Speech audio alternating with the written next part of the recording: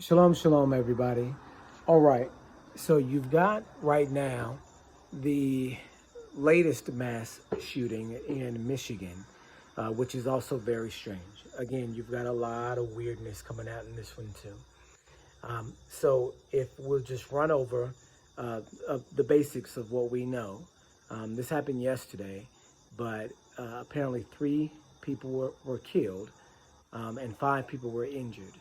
They're saying that the suspect killed himself and that the suspect is this 43-year-old black guy that, check this out, has nothing to do with the university at all. And I think this is MSU, Michigan State University. This guy that went in and shot up the university has no connection to the university at all. No motive for this crime. That's a problem. That's a huge problem. And then let's go over the timeline so that we have these things, mapped out. The original reports were saying that there were three shooters, one of whom was in a mask, a black mask, right?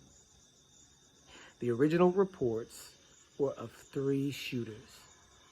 You have even pictures of men walking around with rifles that don't look like cops, that look like regular Joes, that look like they may have gear on, but they look like regular Joes. They don't look like cops. So what you're looking at is another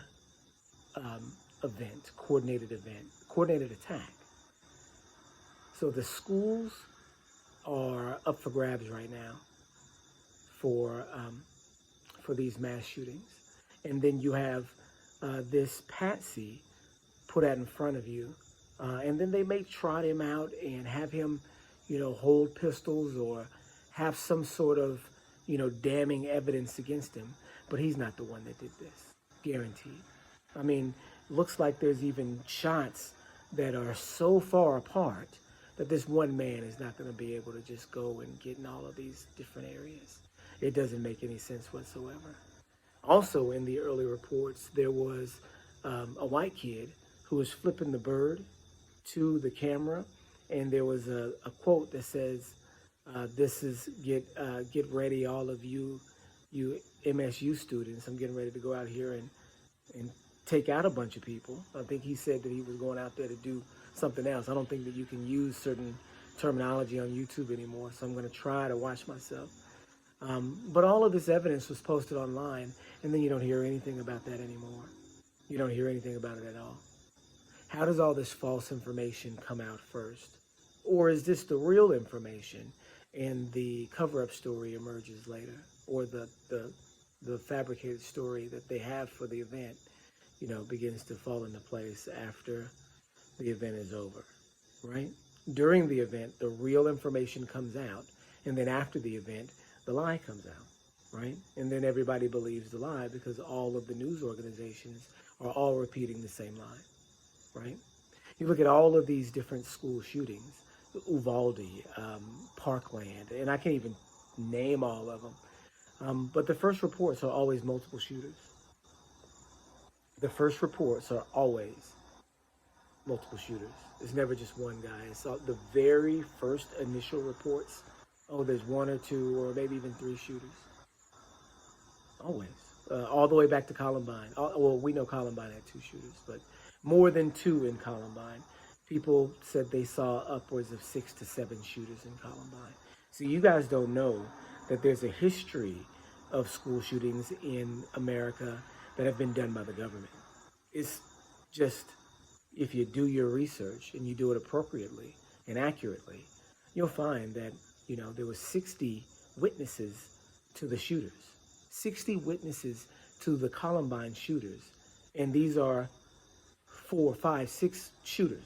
60 witnesses that are saying that there was more than two, more than Dylan and whatever his name. You see what I mean? And then there's a race aspect to it too. The Columbine students were targeting black people, but Columbine is not looked at as a terrorist crime against blacks. It's looked at as a school shooting, but they were targeting black people. So do you see what I mean? Do you see how the entire narrative for these school shootings could be different, could be completely different, is completely different. This is another reason why you want to get out of America, because you you you don't know when one of these operations is going to target your school. You never know when one of these operations, because these are operations, and these are operations done by the government on its own people. You never know when one of these operations is going to happen to your school. Do you see what I'm saying? These are operations, and they're operations that are being carried out in elementary schools, in middle schools, in high schools, and in colleges. Right? It's like the government is targeting schools. It's almost like because they can control the school, because the school is a government organization. Most colleges aren't, but the schools are, definitely. The high schools, elementary schools, middle schools. Okay, you guys. Just wanted to go over some quick weirdness about this last college shooting. That the whole thing is weird, just like all the rest of them, because they're government operations that are being presented to you as these random school shootings by people who have no motive to do these things. And you may ask, well, what's the government's motive? Terror. This is a terroristic government. It's to inflict terror upon a lot of people. That's what a terrorist government does. Okay, you guys. Shalom, shalom.